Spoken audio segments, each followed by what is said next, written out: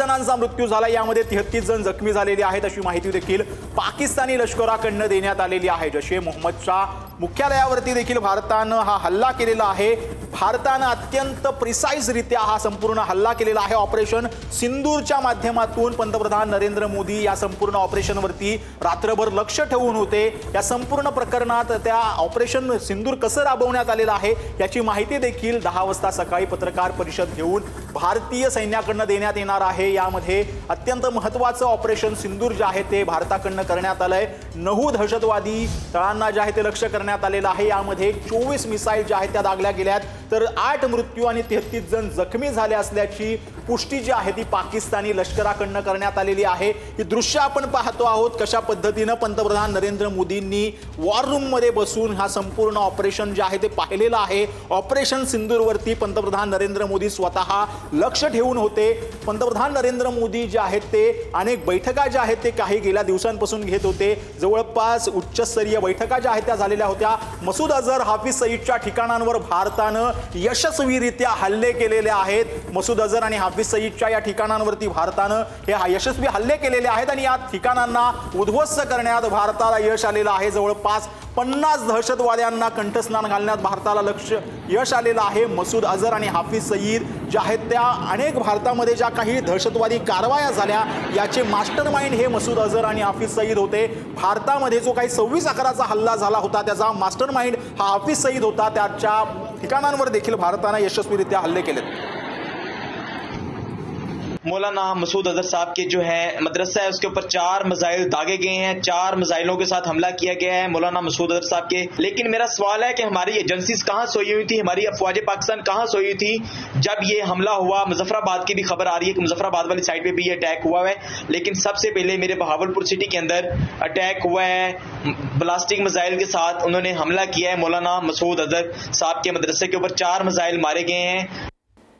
तर पाकिस्तानी नागरिक जो आहे तो स्वतः कबुली देतोय की मसूद अझरच्या या संपूर्ण ठिकाणांवरती हे दहशतवादी जिथे राहत होते त्या ठिकाणी हा हल्ला झालेला आहे आणि पाकिस्तानची सुरक्षा यंत्रणा काय करते असा सवाल देखील पाकिस्तानचेच नागरिक विचारतायत। खरं म्हणजे हास्यास्पद आहे सतीशजी।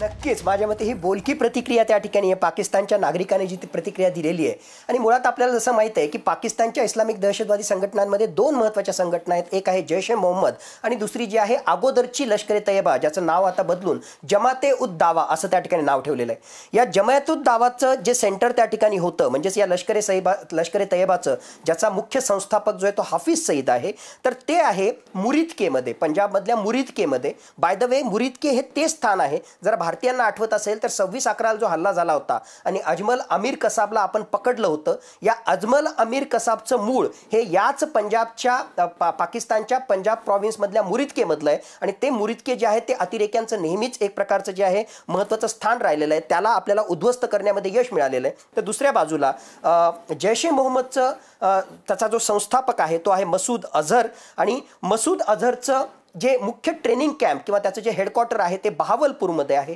आणि त्या बहावलपूरमधल्या मदरशाला त्याचबरोबर त्याच्या ट्रेनिंग कॅम्पला उद्ध्वस्त करण्यामध्ये सुद्धा आपल्या या प्रिसिजन स्ट्राईकमध्ये आपल्याला यश मिळालेलं आहे। आणि पाकिस्तानच्या नागरिकाची जी प्रतिक्रिया तुम्ही त्या ठिकाणी दाखवली, माझ्या मते खऱ्या अर्थानं ती बोलकी प्रतिक्रिया त्या ठिकाणी आहे की एवढा गाजावाजा तर पाकिस्ताननं केला, पण भारतानं जे आहे त्या इतक्या सो कॉल्ड हाय सिक्युरिटीवाल्या त्यांच्या एलिटी त्याचबरोबर जैश ए मोहम्मदचे जे हेडक्वार्टर होते त्या हाय सिक्युरिटीवाल्या एरियामध्ये येऊन जर आपण म्हणजे त्यांच्या एरियामध्ये घुसून जर आपण त्या ठिकाणी प्रिसिजन स्ट्राईक केले आणि त्याला जर उद्ध्वस्त केलं तर पाकिस्तानची फौज, पाकिस्तानचं लष्कर खरोखरच झोपलं होतं का, हा प्रश्न जे आहे तिथल्या सामान्य नागरिकाच्या मनामध्ये उपस्थित होणं हे साहजिक त्या ठिकाणी आहे। आणि हे 9च्या 9 जे स्थानं त्या ठिकाणी आपण निवडले त्याच्या आधारावर आपल्याला इंटेलिजन्स होतं, त्या आधारावर जे आहे तिथले ट्रेनिंग कॅम्प आणि एक प्रकारे जे आहे रिक्रुटमेंट मोठ्या प्रमाणावर या सगळ्या सेंटरमध्ये होतं, म्हणूनच ही स्थानं आपण त्या ठिकाणी निवडली आणि अतिशय प्लॅन्ड पद्धतीने आपण जे आहे सतीशजी आपल्या सोबतच रहा। आणखीन एक ब्रेकिंग बातमी आलेली आहे, अत्यंत महत्त्वाची बातमी आपण पाहतो आहोत। मसूद अझर, हाफिज सईदच्या ठिकाणांवर भारतानं यशस्वी हल्ले जे आहेत ते केलेले आहेत। मसूद अजहर साहब के जो है मदरसा है उसके ऊपर 4 मिसाइल दागे गए हैं, 4 मिसाइलों के साथ हमला किया गया है मौलाना मसूद अजहर साहब के। लेकिन मेरा सवाल है कि हमारी एजेंसीज कहां सोई हुई थी, हमारी अफवाज पाकिस्तान कहां सोई हुई थी जब ये हमला हुआ। मुजफ्फराबाद की भी खबर आ रही है कि मुजफ्फराबाद वाली साइड पे भी ये अटैक हुआ है, लेकिन सबसे पहले मेरे बहावलपुर सिटी के अंदर अटैक हुआ है ब्लास्टिक मिसाइल के साथ। उन्होंने हमला किया है मौलाना मसूद अजहर साहब के मदरसे के ऊपर 4 मिसाइल मारे गए हैं। आताच्या घडीची ही महत्त्वाची बातमी आपण पाहतो आहोत। पाकिस्तानी लष्कराकडून LOC वरती गोळीबार सुरू करण्यात आलेला आहे। पाकिस्तानी आर्मीकडून हा पोकळ प्रयत्न करण्यात येतोय। भारतीय लष्कराकडून देखील पाकिस्तानला जोरदार प्रत्युत्तर जे आहे ते देण्यात येत आहे। पाकिस्तानकडून जे आहे ते आता LOC वरती गोळीबार करण्याचा प्रयत्न करण्यात येतोय, परंतु भारतीय लष्कराने देखील पाकिस्तानला जोरदार प्रत्युत्तर जे आहे ते दिलेलं आहे। पाकिस्तान आता घाबरलेला आहे आणि त्यानंतर या आता हालचाली ज्या आहेत त्या पाकिस्तानकडनं केल्या जात आहेत। LOC वरती पाकिस्तानकडनं या घाबरलेल्या पाकिस्तानकडनं आता गोळीबार जो आहे तो करण्यात येतोय आणि त्याला भारतानं आता चोख प्रत्युत्तर जे आहे ते दिलेलं आहे।